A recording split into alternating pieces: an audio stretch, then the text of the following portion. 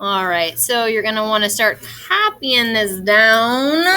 Transforming parabolas. We are still reviewing. So in Math 2, you spend the majority of the year focusing on quadratics. All kinds of things we do with quadratics, including factoring that we've been practicing. And today we're going to talk about transforming parabolas. Next week we'll finally get into some new material, but we're still reviewing. A transformation is how a graph changes. This knowledge on transforming parabolas is going to be really helpful because in Math 3, we are going to study a bunch of different types of functions, but they follow themes, and having knowledge for one can help us on other ones. So piecing it all together. Different kinds of transformations could be a reflection, a stretch or a shrink, or a shift, which is also called a translation.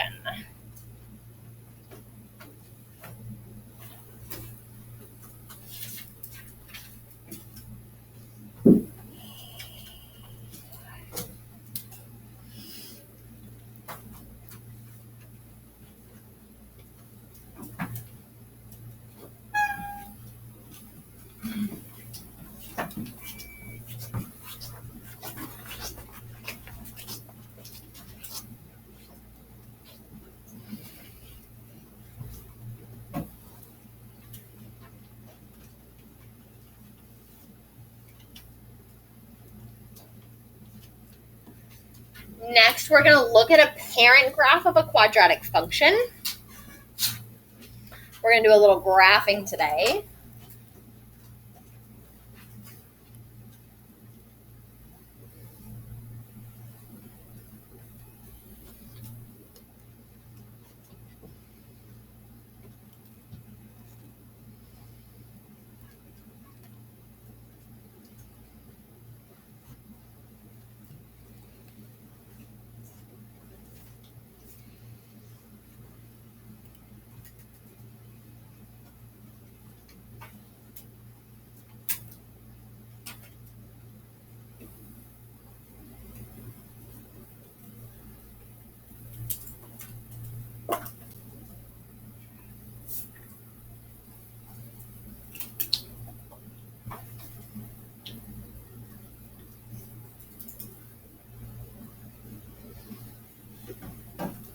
So we're going to talk about a bunch of different families of functions.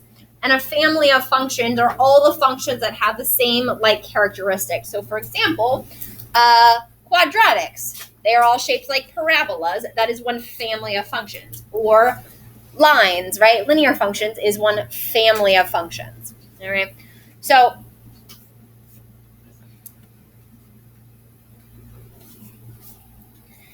y equals x squared is a parent function. It is the most basic quadratic function. It doesn't have any transformations or anything like that. So what we're going to do is I'm going to take some values of x, plug them in to find some values of y.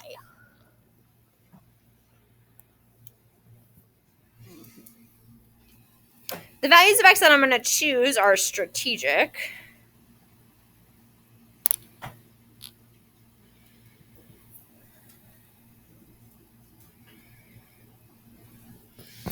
And I'm going to take those values of x and plug them into my function.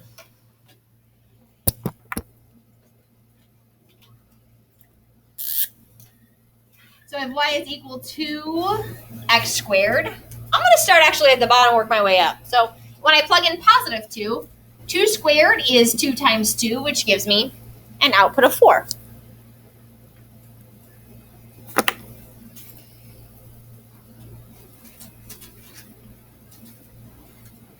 When I plug in 1,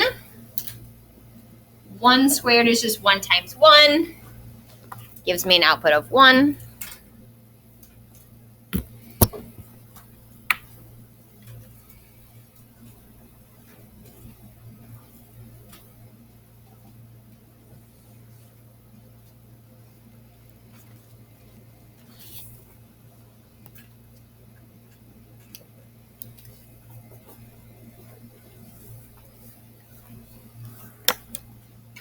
Zero squared will give me 0.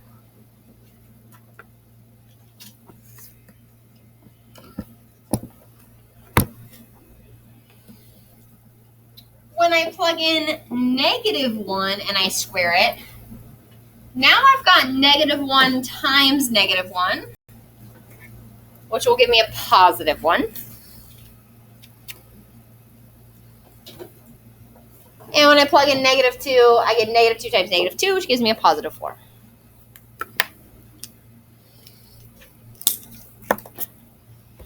These graphs are only going to be moderately precise today. We're going to be, as close as we can get, but I don't have a grid up here.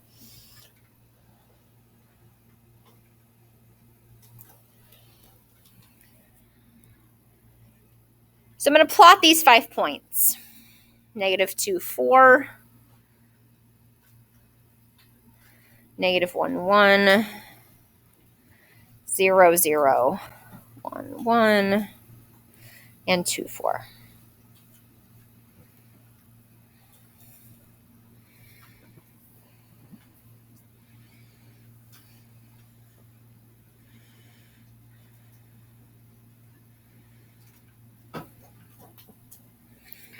I sketch that. That shape is called a parabola.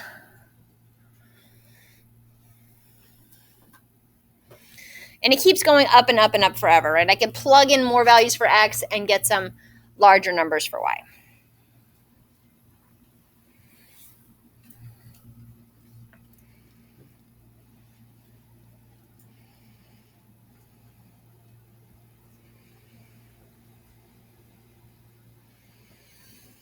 When we're talking about transformations of a function, we can usually use the parent function as kind of a starting point and talk about how it moves.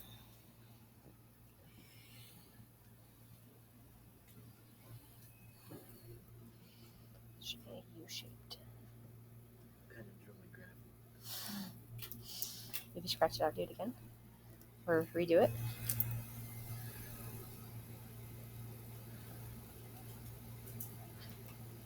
All right. So vertex form of a quadratic, let me update this, quadratic function.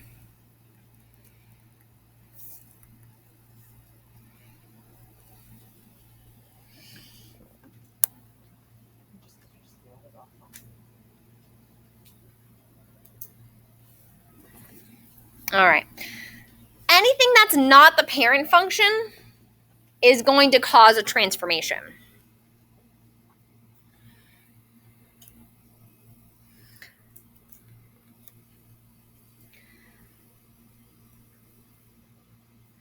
So the -h.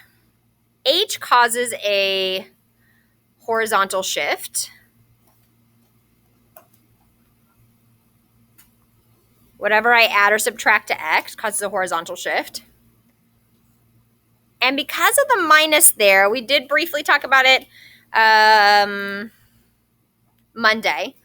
But when it goes left, that's when h is positive, and when it goes right, that's when h is negative.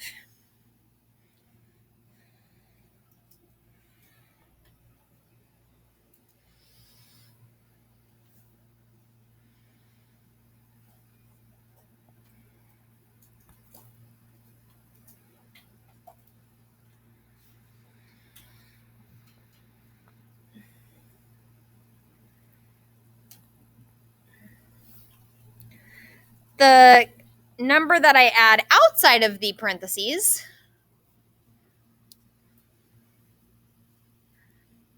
the plus k is going to create a vertical shift. And it will move up when it's positive and down when it's negative.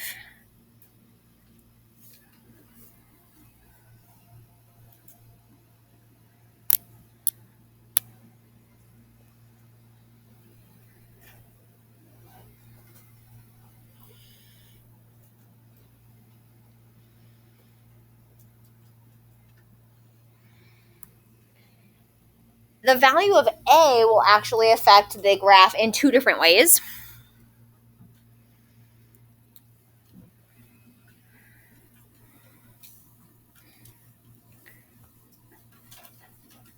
If A is negative, it causes a reflection. So it opens down.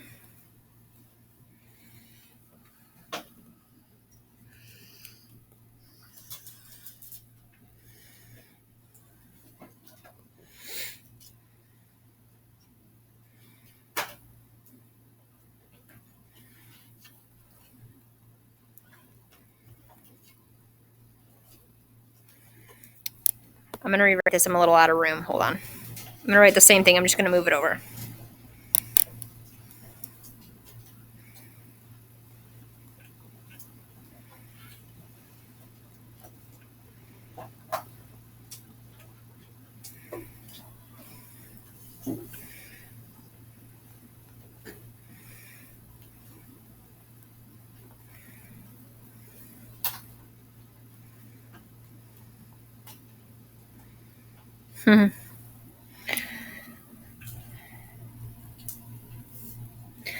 It also will call what we call a vertical stretch or shrink.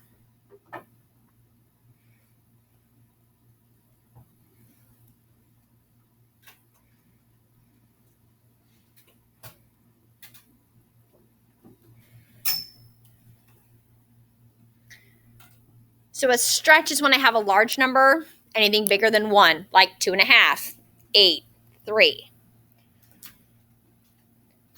Last year we called a stretch a narrowing.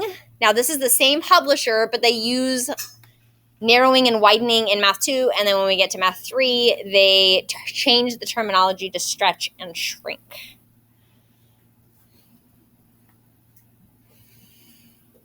It's going to be a shrink if the absolute value of that number is between 0 and 1, like a half, 2/3, 0.7.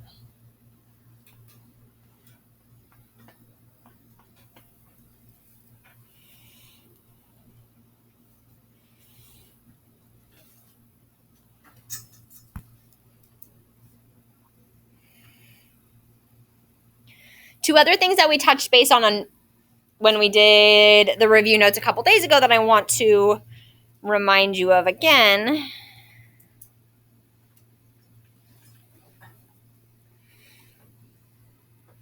The vertex is the coordinate h comma k.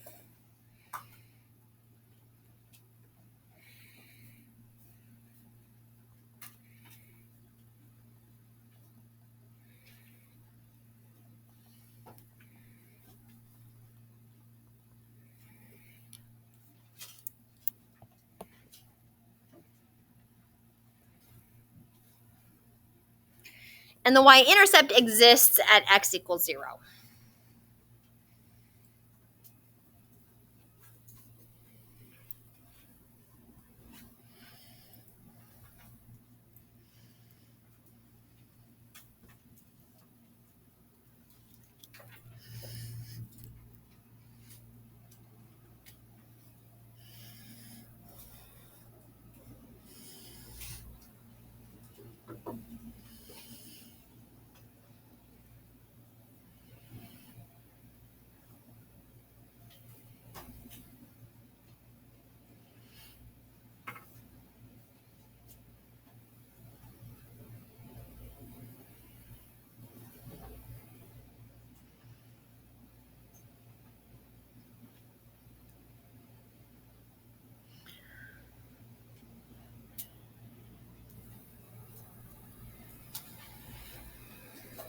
Okay, so example 1, identify the vertex and the y-intercept.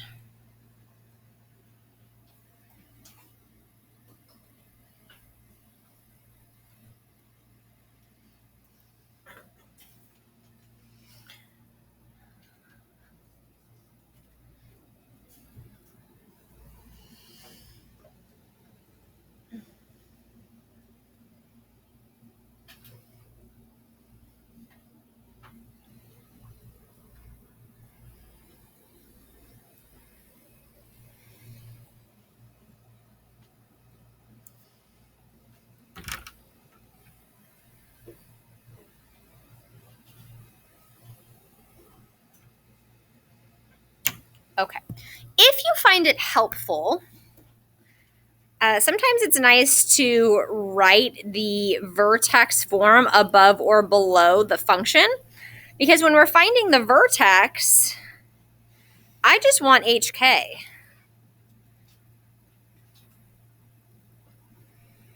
So really it's more like identifying than doing a whole bunch of calculating.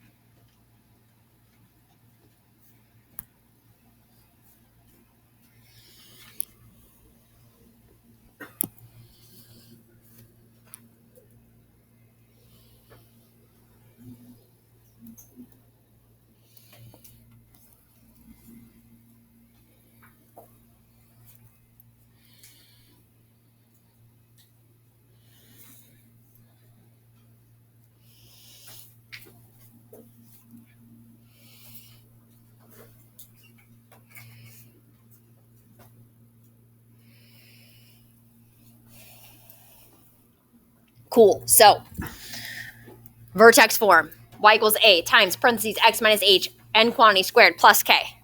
What is hk? So the number that I add or subtract with x, I'm always going to take the opposite because my equation is x minus h. This is x minus 2. So what is h? It's 2. It's going to be positive.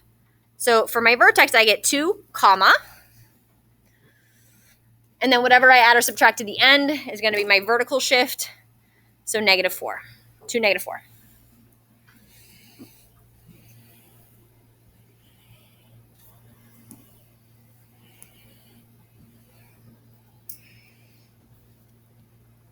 Now to find my y-intercept, I'm just going to replace x with 0. So the y-intercept occurs when x is 0. So I'm going to go to my equation, y equals 3 times, and replace x with 0, and then use my order of operations.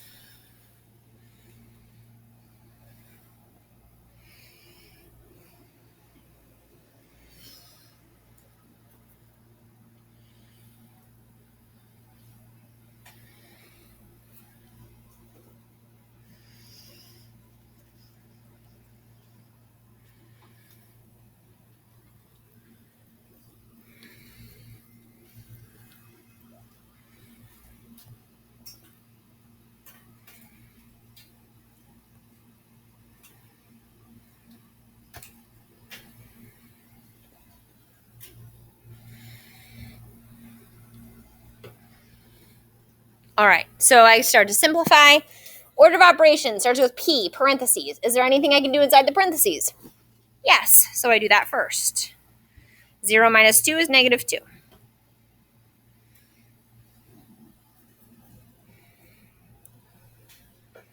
Next in my order of operations comes exponents. So I've got negative 2 squared. Negative 2 times negative 2 gives me a positive, positive 4. I almost said that wrong.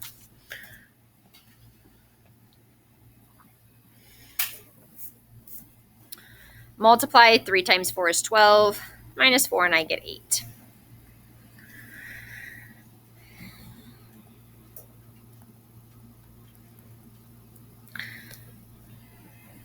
It is correct to say the y-intercept is 8. What we will end up seeing more commonly in this book is it written as a coordinate. So know both of them because you guys have used Savas last year, right? The online homework. Sometimes it's very particular on how it wants its answers, right? So it'll tell you, no, I want a coordinate, or no, I just want the intercept. So these have the same point. They're just written a little differently. Sweet. I'm going to pause for a minute and give you a chance to try problem B. At the very least, you'll probably pull out the vertex. But go ahead and try both parts, the vertex and the y-intercepts.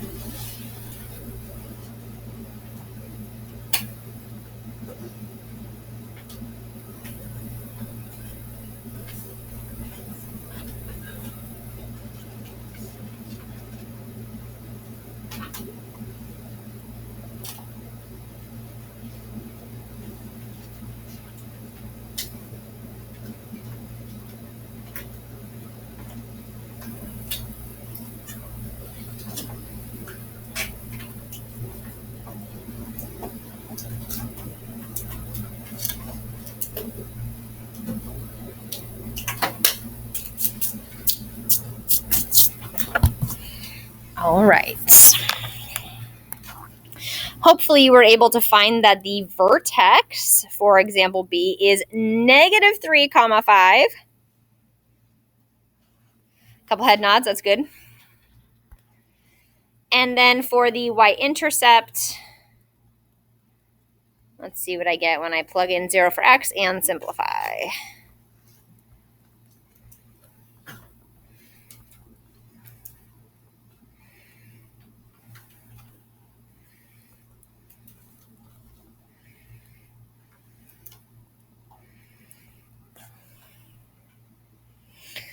Okay, so for this one, I've got, when I start simplifying, I get a 3 in my parentheses. Now, order of operations tells me I have to do exponents before I can take into account this negative. So I have 3 squared, which turns into 9, with a negative in front. And I've got negative 9 plus 5 gives me a negative 4. Hopefully you found your y-intercept to be 0, negative 4.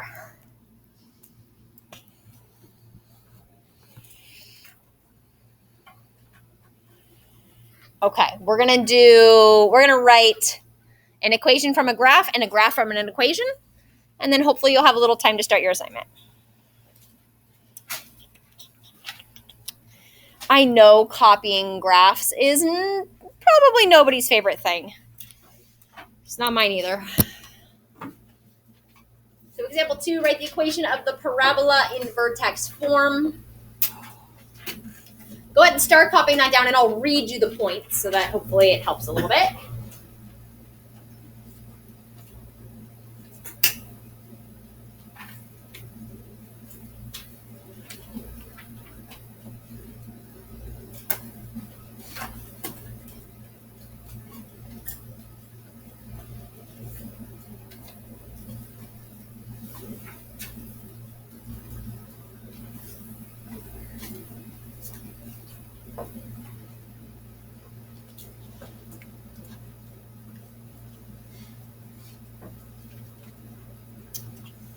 When I do graphs, I usually have 1 tick mark equals 1 unit, but I don't put every single number because it just tends to get crowded. So I usually go unit 1, unit 2, put a 2, unit 3, unit 4, put a 4.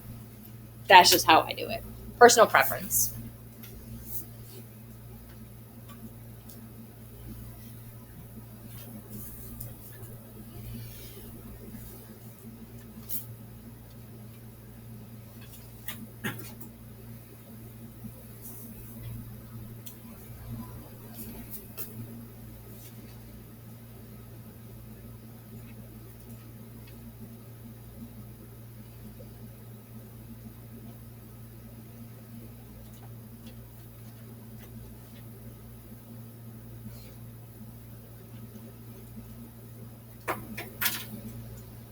All right, so the coordinates, let me help you find these in case they're a little tough to see.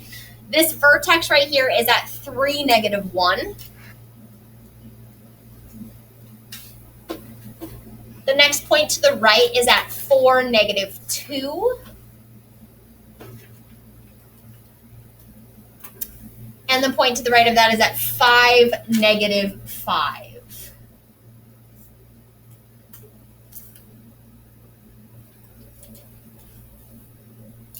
If I go back to the vertex and I go left, the point to the left of the vertex is 2, negative 2. And 1, negative 5.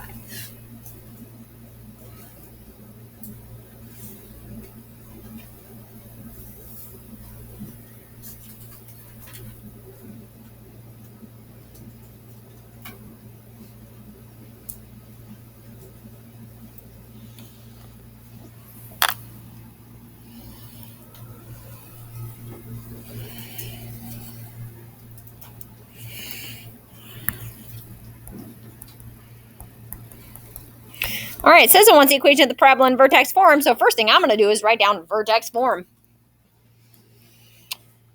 And there's 2 pieces of information I need out of here. I need the vertex, and I need A. The vertex is easier, so let's start there.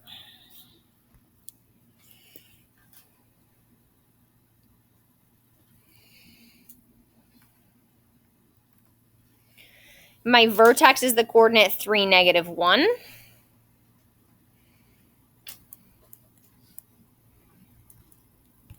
So I'm going to go through and I'm going to plug that in for HK. X minus H, which is 3, quantity squared, plus K, but K is -1.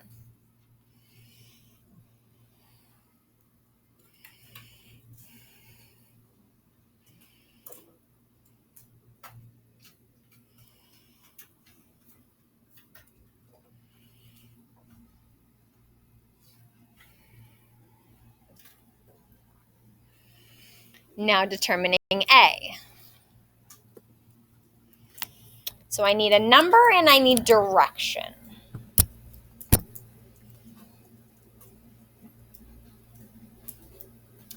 This parabola opens down, therefore I know A is going to be negative.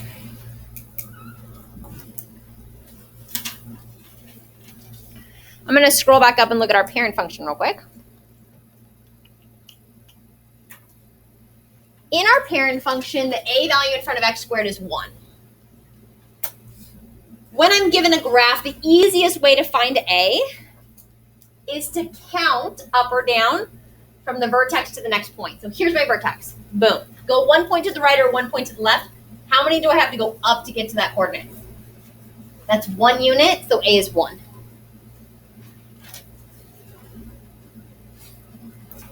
So when I scroll back down here,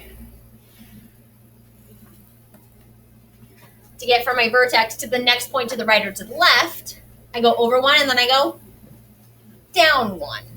A is going to be -1.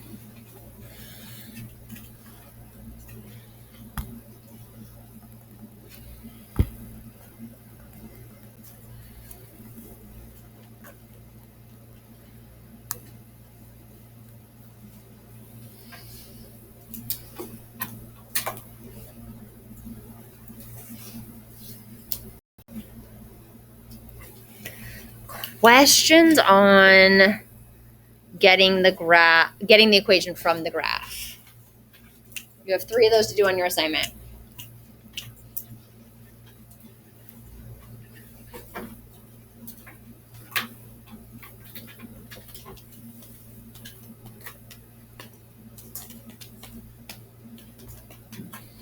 No questions that I can see.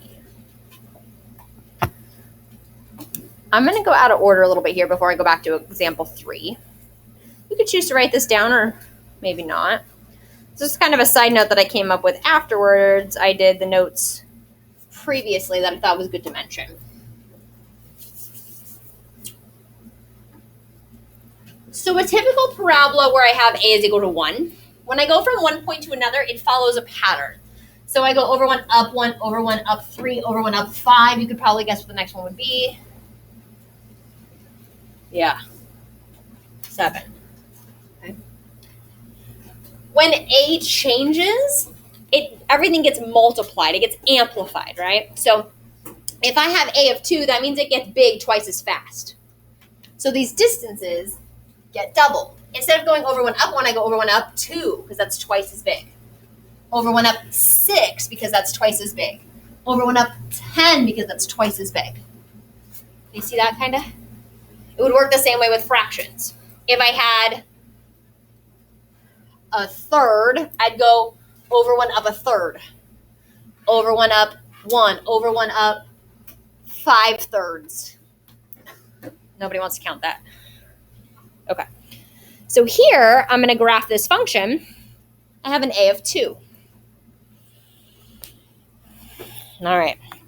I need a coordinate plane. So copy that down, and then we'll get a coordinate plane going here.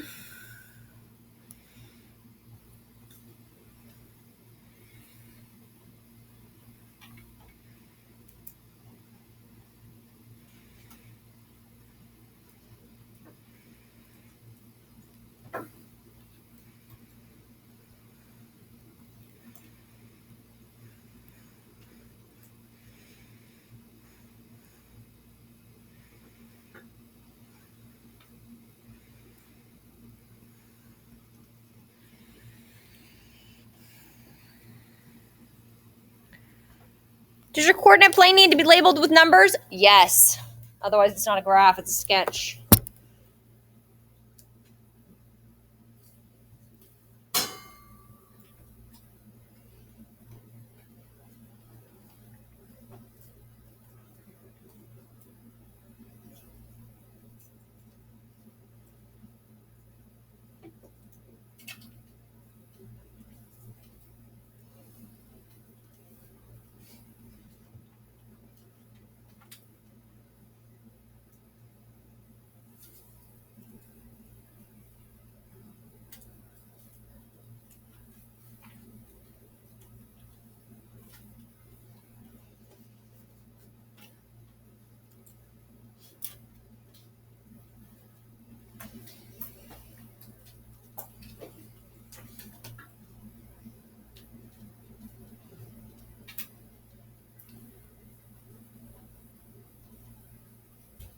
When we start graphing, we're going to start with the vertex.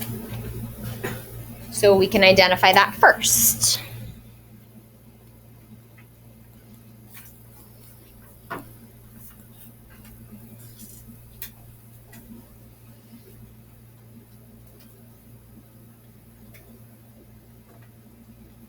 From the equation, the x-coordinate of the vertex is going to be the opposite of whatever I do to x here. So I have x plus 2.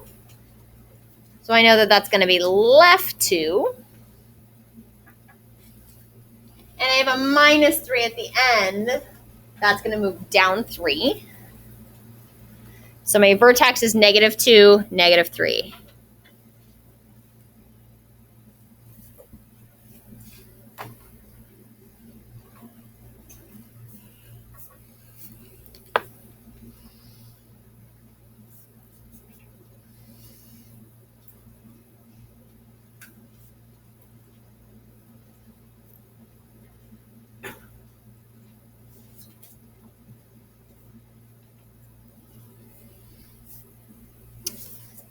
To get the first point here using A, now remember 2 represents how much I'm going to go up or down after I go over 1. So from my vertex, I'm going to go right 1 and up 2.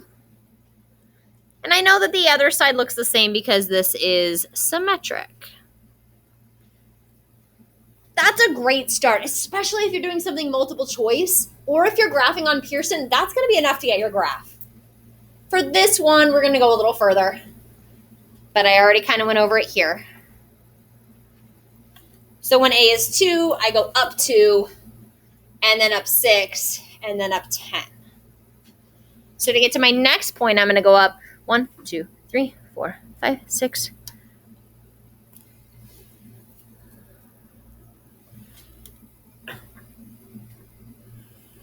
I'll try to hit this pointer on this side too. All right. And then connect it and make it look like a parabola. Remember, a parabola is not a V, it is a U.